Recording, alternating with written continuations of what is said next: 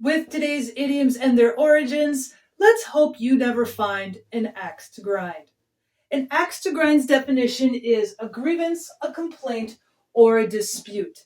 Now, where this comes from is the early 1800s and from Great Britain, but it's likely before. Now, we have to look at what grinding an axe means. To sharpen an axe, one uses a whetting stone or a grinding wheel, and you grind the stone against the edge of an axe to sharpen it. Now, a lot of people like to attribute the following story to Benjamin Franklin, but it actually was published by Charles Miner in 1811. And the story goes, a man convinces a young boy to turn a grindstone so he can sharpen an axe. Now, this young boy had been on his way to school, and because he stops to help, he's going to be late. When they hear the school bell ringing, the man scolds the boy for being late and therefore punishes him by not paying him.